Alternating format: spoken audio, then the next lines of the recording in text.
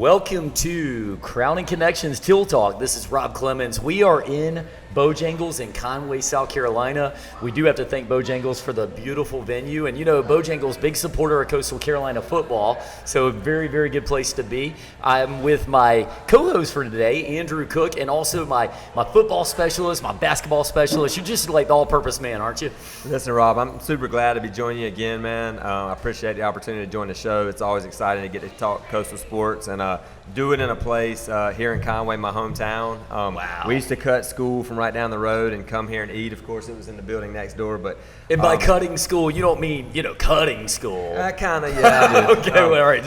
But yeah, man, the Benton family, man, has always been big supporters of Coastal Carolina University and of all of our local area, institutions, our high schools and our public schools and everything. So I know Autry and that group, man, they do a fantastic job. And what a beautiful facility that they've built here, man. It's nice, man. We, myself and Danielle, our marketing director, were out here a couple weeks back. We had Coach Chadwell was here. It was exciting. He's serving biscuits, the whole 9 yards, man. You had the mascots were here. They were fighting. It was beautiful, man. Well, they weren't really fighting, but it would have been cool if they did. You know what I mean? No doubt, no doubt.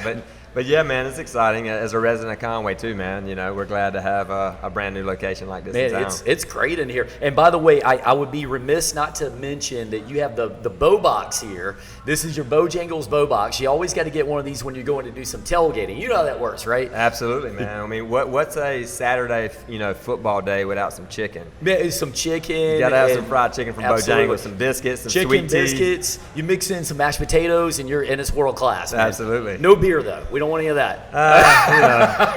All right, maybe a little bit of that. All right, not served by Bojangles, but otherwise. But no, beautiful venue. Appreciative of Bojangles always for this opportunity. Let's dive in, man. We have a lot to discuss. Coastal football. We had the win last week against Gardner-Webb, so I'd like to talk about that. I'd like to talk a little bit about school spirit. Talk about some upcoming football games. So, but let's start with the low-hanging fruit, man. You were at the game. We're playing Gardner-Webb. Come in 1-0, and obviously it was some positives in the game. Maybe a couple of things to learn from. What was the atmosphere like?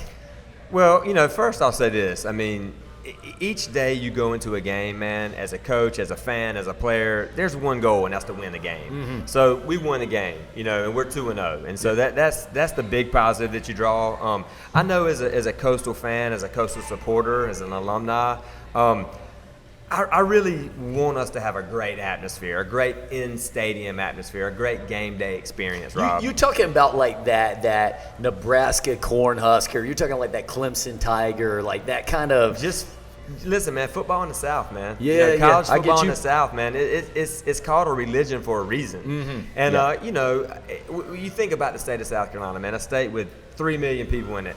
We're the only state that size, pretty much, that can field 2 80,000-plus seat stadiums in our state on a Saturday. You know, and so the energy's there, the passion's there. We just have to create it here in our area because we've got great football, man. We've got great coaches, we've got great players, we've got great facilities. I'll say this about last Saturday's game. The stadium didn't have that much energy, Rob. It was a bad day from a weather standpoint. The day started off with rain. It was a 6 o'clock kickoff, and we had rain and thunderstorms all day. And people were getting these pop-ups on their phone of severe weather, tornado warnings, and that kind of thing. That's right. They were looking at maybe delaying and things. I was a little concerned, with that being said, but there wasn't a lot of energy in the stadium, and I feel like as a former college athlete myself. You feed off the crowd. Mm-hmm. You feed off the energy in the stadium. And so for us, there wasn't a lot of energy in the stadium that day. And I feel like that really bled over to the sidelines, which ended up kind of infesting the play on the field, so to speak. Well, I hear you. As any good sports stadium knows, sports fans know, when you are the home team, you got to get that home field advantage, right? And this goes down to every time you're on defense and the offensive drive and you want to get some good noise in there. You're saying just not enough of that yet, right? Well, look, if we use a baseball analogy, we're 1 for 2, okay? Because the Army game, record sellout crowd. Yeah, that was amazing. I mean, amazing atmosphere, electricity. First game of the year, playing against an FBS opponent, and the fans really came out. Chanticleer Nation showed up and showed out, right? Yeah, absolutely. So but last week not so much. So we're 1 for 2 as a fan base. Okay, you're gonna go 1 for 2. So you actually, our fan base has a win-loss record. Is that what you're telling me? That's what I'm telling you, Rob. Okay. We're 1 for 2, but look, man, we got a great opportunity Saturday. Man. And Saturday's our whiteout game. Absolutely. Show up in white. I'm kind of not in all white right that's now. not gonna cut it, right? I'm sporting my Chanticleer gear, but all right, we got a whiteout opportunity, man. It's a 1 o'clock game, so the sun's gonna hopefully be shining. But we're going to be wearing our white, and we're going to be screaming and cheering for the Chanticleers, man. So I challenge all of our listeners to really come out and support the team. Yeah, get fired up a little bit. We do. You got to have those rabid fans. And I'll tell you, man, Coastal's come a long way in the last 20 years. Like, let's make no mistake, the fan support is as high as it's ever been. But you're right. On game day when it matters most, we need to get some excitement. We need to get some. And, I know at the stadium they're playing the music and the, first down and all this stuff. We got to get more from the fans. So I appreciate that. Well, let's talk about that Gardner-Webb game a little bit. One of the concerns I had coming out of the game, I'd love to hear your thoughts, but, we give up 400 yards passing. Secondary, we got a lot of talent on the secondary. And, obviously Lance Boykin with the 2 big interceptions. Those were huge. Yep. But at the end of the day, I feel like this defense is still trying to figure out what it is. What's Coach Staggs doing? What are you seeing out there? I don't think anybody was happy about our defensive performance. Mm-hmm. We gave up 8 yards per play. And that's a difficult pill to swallow, I know, for our players and for our defensive staff. And just being there at the game, to give up over we actually gave up 450 yards in passing. Absolutely. Total. Their quarterback threw for 403. They had a little halfback pass that they burned us on, which another I'm sure 40 yards. From watching film, they saw that Army was able to get us on a couple plays like that. So we definitely have some things to shore up in the secondary. I think, as Coach Chadwell said in his press conference this week, there was a lot of missed assignments. Mm-hmm. Coach Chadwell also described just some communication errors, where they're, as a coaching staff, they're sending in the plays. They're sending in the defensive call, okay? Yeah. And so our secondary may not be picking up. You got your front seven. You got those guys on the line that have their assignments and the call that's being put in, but the secondary and the front seven weren't always on the same page, and it was obvious. And I get you, but isn't some of this attributed to being a fairly young defense? We had some big, well-known guys kind of went on to the next level, but, we're still trying to figure out, who we are. This is kind of normal a little bit, yeah? Yeah, I would say there's no question. Everybody wants to bring up the names of the guys that are returning. Mm-hmm. The Stewarts of the world, the Clarks of the world, these different guys that we have, the Strongs of the world, the Boykins of the world. But, we're not talking about the guys who are brand new, and they're, they got to get their feet wet. And so, but you have to, in sports, man, you got to grow up fast. Yeah, like, nobody cares. At the end of the day, do you think Buffalo watched film and said, oh, they're young? They don't care if we're young or old or veterans. It's about making plays, man. Yeah, and absolutely. This is the thing about high school kids now, man. High school kids come out, they're confident. Mm-hmm. These recruits are confident. They all think they're ready to play on day one.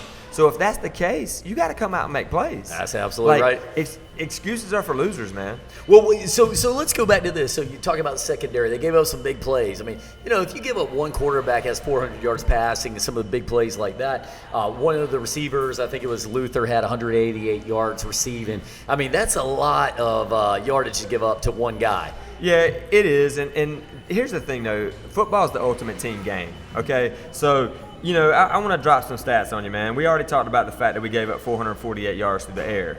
But understand this, man. They had 42 dropbacks, okay? They had 38 pass attempts. They had 42 dropbacks. And 42 dropbacks, we had 4 sacks and one QB hurry. So here's the thing, man. It's easy to talk about the defensive secondary, but we got to get more pressure on the quarterback. Absolutely. We got to contain quarterbacks, and we got to get more pressure on them. You got to have more than one QB hurry and 42 dropbacks. And honestly, I think with our defensive line, because that's really the strength of this defensive unit. As we know it right now, that's the strength of this defensive unit. Absolutely. And for us to have the veterans and the preseason player of the year rushing the quarterback and having our big man on, Jared Clark, right in the middle of the defense. 340 pounds he is. I would say in 42 dropbacks, you want more than 4 sacks. Absolutely. Well, okay, so but what does Coach Staggs do here? Are you talking about some more obviously blitzing packages and things like that, or the guys just got to step up? Well, I think, as Coach Chadwell said this week, they're sending in the assignment. They're sending in the defensive call. It's just about execution, man. I don't think, it's not everybody wants to immediately start talking about coaching. Mm-hmm. It's not a coaching issue. I mean, we're 2-0 like we already said. Yeah. We got great coaches. Oh, no question. The thing that changes, especially when you keep your staff together, which we were able to do, you're going to lose some good players each and every year. And it's just a matter of those young guys coming in being ready to play. But, another thing that Coach Chadwell pointed out, man, we just got a lot of injuries. There's a lot of injuries right now on both sides of the football. We do have a lot of young guys, but, we also have had a lot of illness. As Coach Chadwell said, over the last 2 years, if you look at the 2020 season and the 2021 season, we had very few injuries, and we had basically no illness that kept guys out. Because as fans, we just see what happens on Saturdays, but these guys got to get reps in practice. Yeah, absolutely. Well, that's a good point. Now, if we're talking about your defense, and we're going to talk about what the linebackers are doing, what the defensive line's doing, I think you've seen a lot of just a lot of opportunities for improvement. I think the team will look very different about 5-6 games in. But how about the offense? So I feel like one of the things I was pleasantly surprised about, and I mean this, pleasantly surprised, is there were some questions coming into the season. Who is going to be the new target for Grayson, right? Yeah. Obviously you lose a couple of really, really big receiving targets, and who was going to step up? I like the way Sam Pinckney's come up. He's actually started to come in and put some yards in. I really like the fact that we just have a number of guys getting involved. I think he had 8 different receivers the other day. What's your overall analysis of what you're seeing on the offensive side? Yeah, so I'm definitely not completely disappointed in the offense. I feel like Grayson's not completely disappointed. Yeah. Glowing. I feel like Grayson's playing well. Yes. He's completing over 70% of his passes, which is what we expect out of Grayson. Unfortunately in athletics, man, when you do really well, and we talked about this a little bit prior to the first game, we talked about how successful our program was in those first 3 or 4 seasons. Mm-hmm. You think about the David Bennett era. When you create those expectations, you sometimes become a victim of circumstance because you had so much success early. And Good so point. we have extremely high expectations of Grayson McCall. There's no doubt about it. And I feel like, Grayson's got 6 touchdown passes through 2 games. He's averaging 3 touchdown passes a game. He passed for over 300 yards last week. Absolutely.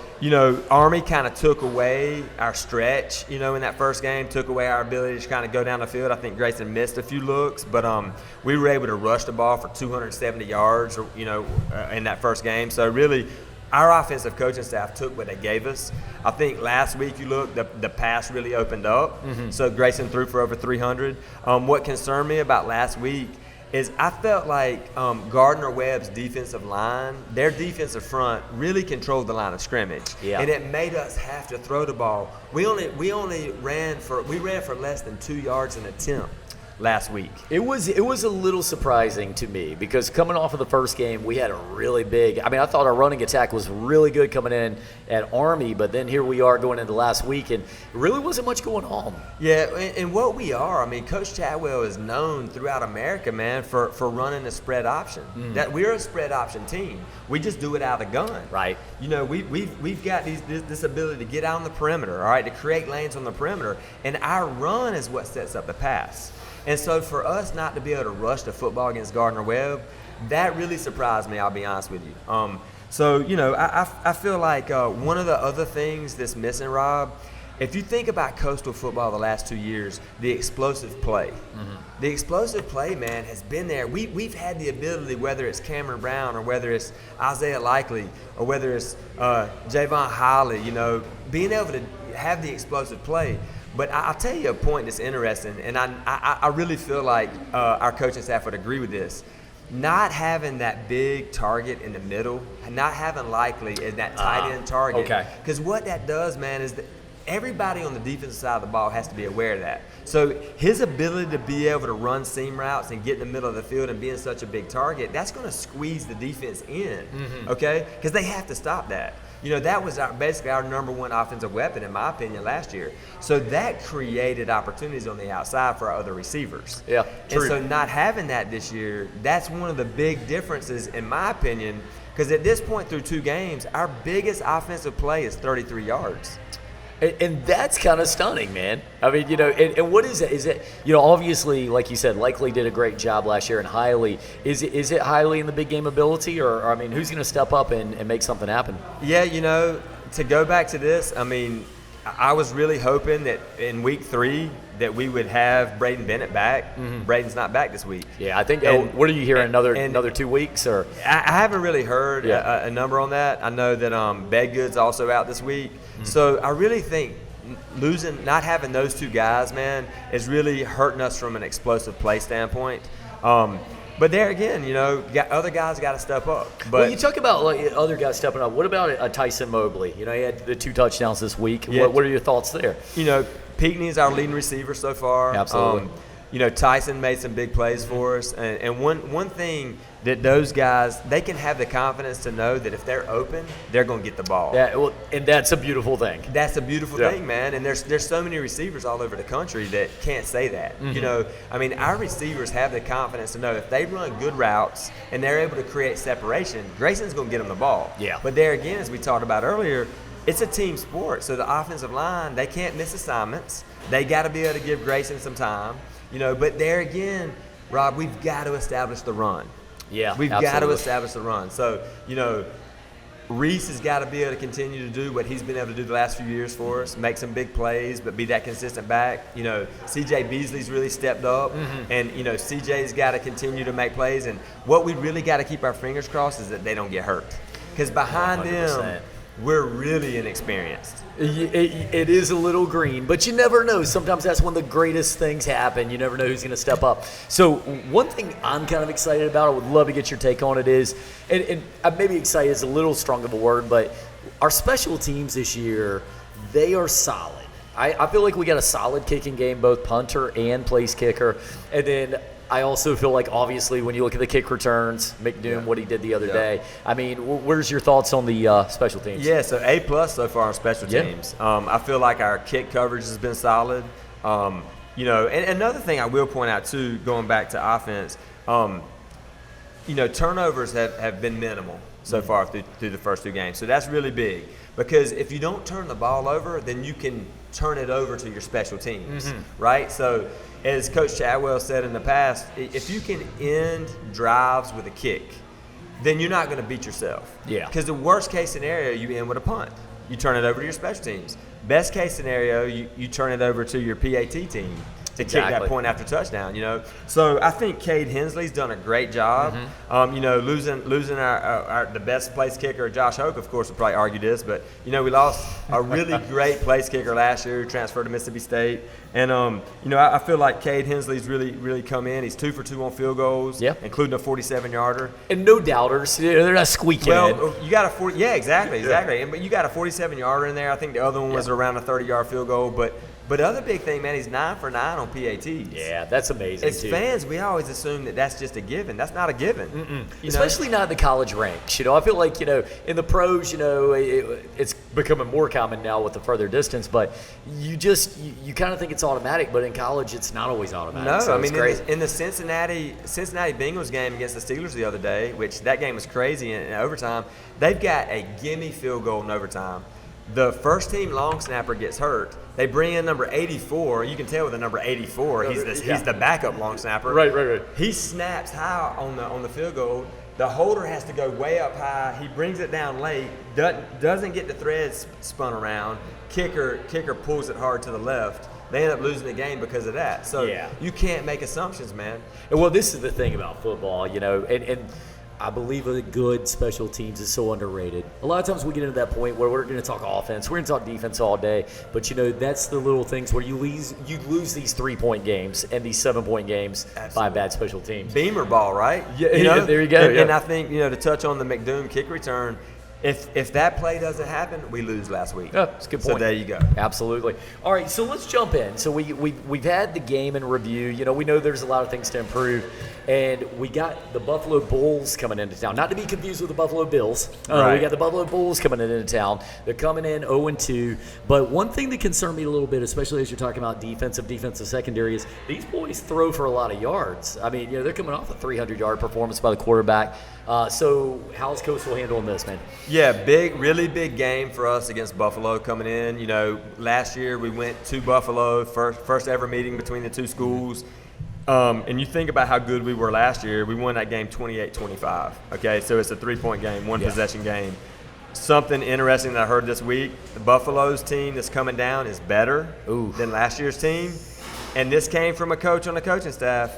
They don't feel like our team is quite as good as last year's team. A coach on our coaching staff. A coach on our team. An honest analysis. Honest analysis. And you know, that coach happened to be the head coach. Okay. That said that. Right, they're better. We feel like, to quote him, we feel like they're better. Actually, I think I even wrote it down. Oh, okay. Let's hear the quote. I wrote it down. Can you do a good impression too while you're? I can't. All right. We think they are better than they were last year, and we probably aren't as good. So it's going to be a dogfight. Well, you know, the thing that's kind of worrisome a little bit is that a lot of fans have chalked this up as a W. A lot of the casual fans, like, we're going to win this game. We'll be 3-0 coming out of it. It's kind of a dangerous performance coming up here, It's a scary game, and here's why. Buffalo's coming in 0-2. All right, they opened up the season against Maryland. They, I think that was a 31-6 game. So they gave up 31 points, but they're playing, they're playing a Power 5 opponent. They go into week 2. They're playing Holy Cross, which Holy Cross is a FCS program that made the FCS playoffs last year. Matter of fact, they won their first round game last year in the FCS playoffs. So they're a really well-respected program, really good. But Buffalo, don't get me wrong, Buffalo expected to win that game, and Buffalo should have won that game. Buffalo actually lost on a last-second Hail Mary from the 50-yard line. Okay, so fluke lost to the game. They're tied up 31-all. So they give up 37 points last week. So their defense is giving up over 30 points a game. That's one thing that stands out to me. But the other thing that stands out to me is that they're coming in. They're dangerous, Rob. They're like an injured animal, man. Oh, yeah. You ever approach an injured animal on the all side? The time. You know what I'm saying? Regularly. Your parents always told you if an animal is hurt, you be careful going up to it. They're going to come in hungry. They can't go 0-3. Yeah. Now, with that being said, somebody might say, hey, we're 2-0. So we might be feeling good about ourselves, but I promise you our coaching staff this week in practice is not letting our kids feel good about themselves. They're saying, hey, you made the plays you had to make to win. We're proud of you for doing that.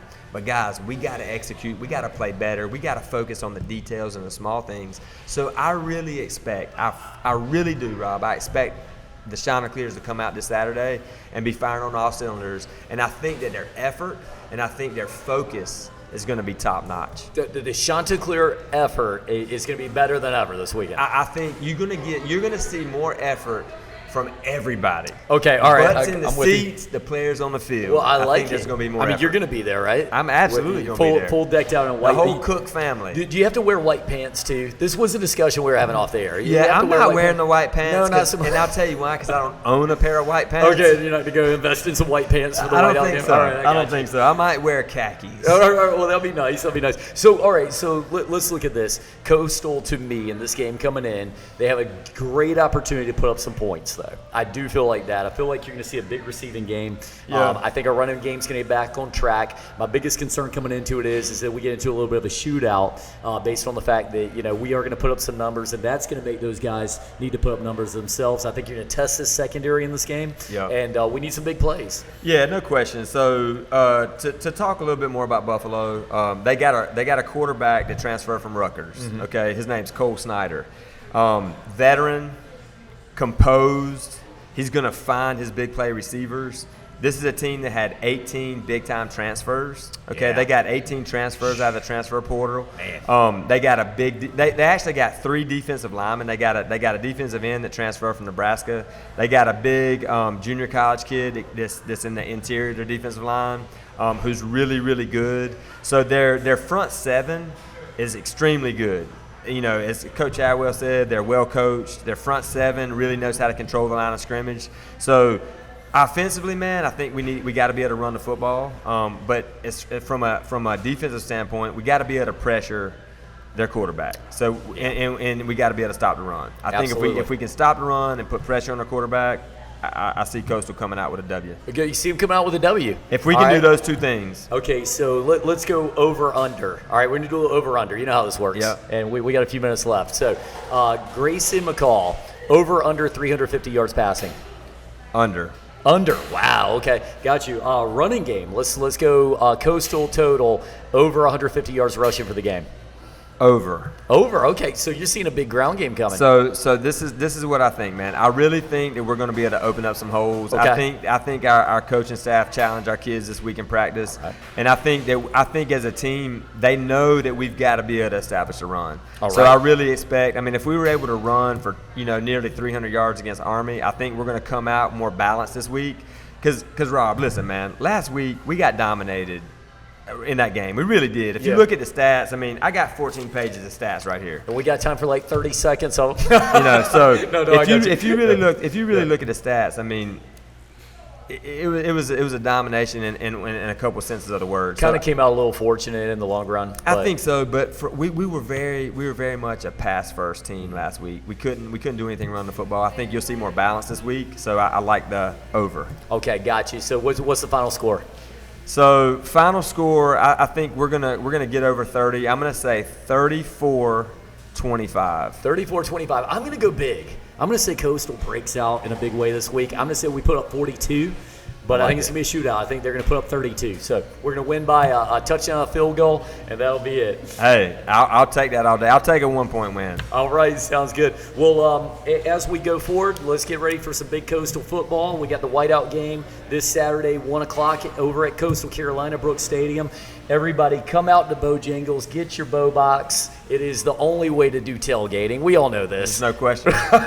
All right, awesome. Well, we appreciate everybody for listening.